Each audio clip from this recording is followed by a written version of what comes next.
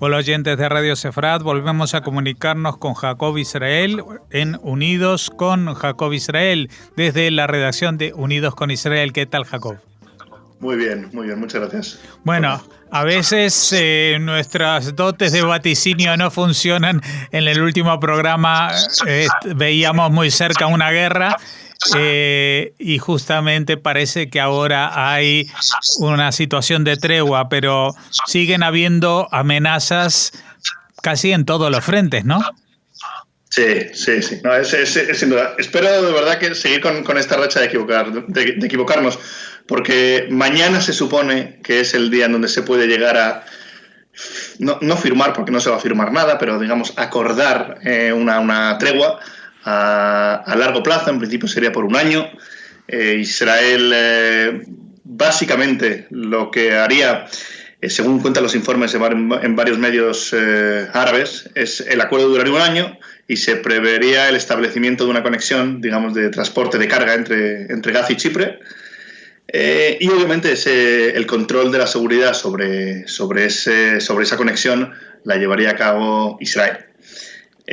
Después, dentro de un año, volvería a la mesa de negociaciones, aunque me cuesta mucho decir eso porque con Hamas oficialmente Israel no habla mediante interlocutores, que en este caso es Egipto, para discutir, digamos, sobre una futura hipotética intercambio de presos. Pero como tú muy bien me indicas, y respondiendo a la pregunta que me dices, sí, hay más problemas en materia de seguridad. Tenemos a Hamas. Tenemos, obviamente, que es el más explosivo, el conflicto más explosivo, que en cualquier minuto podría explotar. También tenemos, no hay que olvidarse nunca, de la presencia de Irán en Siria. También tenemos a Hezbollah. Ayer mismo Nasrallah dio un mensaje muy cariñoso con respecto a Israel. Y el cuarto frente, pues Irán nuclear, que es una de las preocupaciones, digamos, la menos explosiva, pero la más peligrosa. Bueno, la más explosiva, pero a más largo plazo, ¿no? Sí, digamos que digo que es la menos explosiva porque no va a explotar ahora. Dios no lo quiera que estemos en esa situación. Obviamente es la más peligrosa. Hay muchas cosas que hay que analizar y es verdad que daría esto para 15 programas. Ver el impacto en la economía de Irán, ver las protestas en Irán, ver cómo Rusia y Arabia Saudí tienen cosas que decir con respecto también a Irán. Hay muchísimas cosas que se están, digamos, todo mezclando.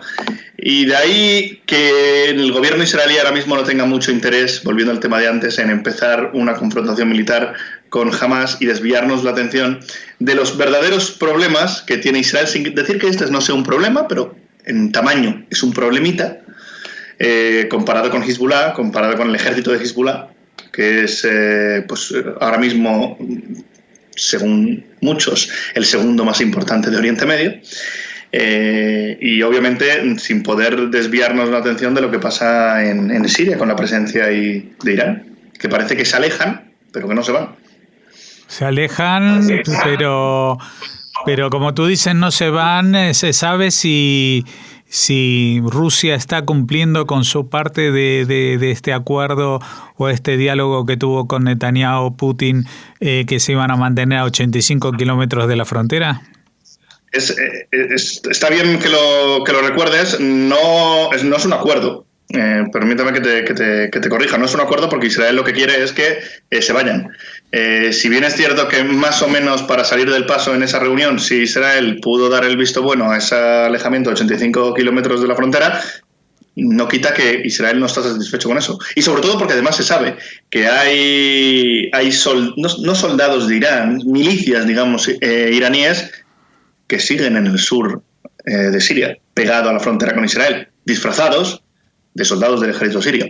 Eso Israel lo sabe, y hasta que verdaderamente Irán no se vaya de Siria, Israel no va a estar tranquilo. Israel seguirá haciendo lo imposible para que la presencia de Irán en Siria no se consolide de muchas maneras posibles.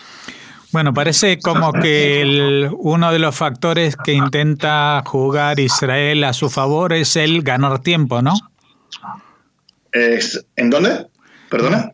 Que uno de los factores a los que juega Israel, tanto en el tema de Hamas como en la frontera de Siria, es ganar tiempo. Con respecto a Hamas se ve más claro. Con respecto a la presencia de Irán en Siria, yo creo que sería un error si lo que busca el gobierno de Israel es ganar tiempo. Porque desde hace 5 años que no se está haciendo... Porque, te lo explico de una forma muy... así para que se entienda. Jugamos en casa. En ese conflicto, con Siria, nosotros jugamos en casa. Con respecto a Irán. Irán está a unos 2.000, no sé cuántos kilómetros, y nosotros estamos jugando, como decía antes, en casa. Los soldados iraníes que están asentados en Siria, primero que muchos de ellos, la mayoría no son iraníes, es un cúmulo de, digamos, milicias que vienen conformada por miembros de Pakistán, de Afganistán.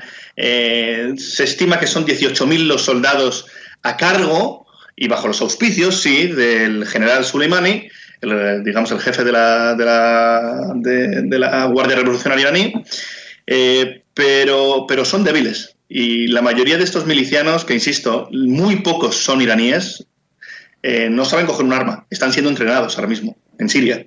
Están siendo entrenados en combate. Y así empezó Hezbollah. Entonces, de esa misma forma, además, empezó Hezbollah. Si le dejas tiempo, se van a seguir armando, van a seguir aprendiendo cómo lanzar un cohete. Ahora mismo no tienen ni la más remota idea de cómo lanzar un cohete. Gracias a ellos se vio además en mayo, cuando nos lanzaron 30 cohetes y tan solo 3 aterrizaron en Israel, muy cerca además de la frontera. El resto se quedó a mitad de camino. Entonces, si vamos a dejarles tiempo, yo creo que sería un error. Yo creo que en Israel ya hay más de una voz que dice que la mejor forma de disuadir a Irán sería atacándoles en Siria, haciéndoles ver que Israel no va a tolerar su presencia en Siria y que además les sirva como disuasión para que en el caso de que se les ocurra pues planificar, digamos, un proyecto nuclear, pues que se lo piensen 2 veces. Pero eso significaría pues enfrentarse más que a Irán o a Siria, sería enfrentarse a Rusia también. No sería la primera vez. No sería la primera vez. Y también hay que hacer un poco, si se hace un poquito de historia, pues sabemos que en los años 60, los años 70, Israel se enfrentaba a Rusia. Israel no era como ahora un amigo de Rusia. De hecho, no era un enemigo tampoco, pero desde luego que no era un aliado ni un amigo hace 30 años. Es que Israel tiene que defender a sus fronteras. Y siempre yo creo que ahora mismo Irán para Rusia es una carga. Y se va a ver dentro de escasas semanas, además se van a reunir, salió hoy en los medios árabes que se van a reunir Turquía, Irán y los líderes de Turquía, Irán y Rusia. Y yo supongo que de esas reuniones saldrá que Irán poco a poco se va a ir desvinculando, y además por razones económicas y por razones de prestigio y por razones de que incluso los europeos se lo están pidiendo a Irán, se va a ir yendo poco a poco de Siria. Pero si se les ocurre, si Israel mantiene una postura suave de que, bueno, mira, a 85 kilómetros están bien, alejamos el problema de la agenda pública, de la agenda internacional, y eso es un error. Entonces yo creo que Israel pues por lo menos tiene que prepararse el escenario ante un conflicto algo más amplio con respecto a Irán, que creo además que sucederá, si no con la presencia de Irán en Siria, sí con Hezbollah, que es lo mismo. Que es lo mismo, pero quizás peor, porque Hezbollah ya sí es un ejército con mucho experiencia y con más armamento de misiles que todos los países de Europa juntos, creo. Claro, mucho, pero se estima que tienen 150.000 cohetes que podrían hacer mucho daño a Israel, pero ellos saben que también meterse en una guerra contra nosotros supondría el fin o casi el fin de su organización. Y ellos, hay que recordar, hace unos meses se celebraron elecciones, las ganaron. El peso político que tiene Hezbollah en el Líbano no creo que se lo vaya a querer jugar porque Irán dé la orden a Hezbollah de atacar a Israel. ¿O sí? Nos queda poco más que reseñar, que volver al principio, a la tregua con Hamás. ¿Es posible una tregua con Hamás? Porque, vamos a ver, si nos fijamos, todavía está en vigor la tregua anterior, la del 2014, ¿no? Justo hace 4 años se firmó esa tregua, el cese de fuego, y el único problema es que no se respetó durante todo este tiempo. Cada vez, al principio eran un par de cohetes al mes, después un poco más, y ya la semana pasada esa andanada grande como que era el final del camino. Sí, hombre, la verdad que firmar un acuerdo que se incumpla 600 veces en forma de 600 cohetes que nos lancen, o que se incumpla 1.500 veces en función de los 1.500 incendios que han provocado los terroristas de Hamas, pues no parece un acuerdo muy estable, un acuerdo muy serio. Ahora mismo también estaremos ante la firma, en el caso que se firme, que insisto, no me gusta hablar de firma, pero bueno, de un acuerdo muy débil. Nace débil y supongo, como funciona todo en Oriente Medio, que no llegará al año. Pero mira, Egipto está haciendo un esfuerzo considerable. Creo que ayer o anteayer estaba aquí el ministro de Inteligencia egipcio. Hace escasas 2 semanas una visita secreta que ya se ha revelado de Netanyahu con el presidente egipcio precisamente en el Cairo. Y habría que coger esa oportunidad para establecer unos vínculos que a Israel siempre les viene muy bien. Además, dentro de poco va a nacer el plan de paz de Trump, con esa pequeña tara que es el boicot de Abbas. Bueno, vamos a ver. Abbas ha boicoteado también este posible cese de fuego que se inicie estos días, ¿no?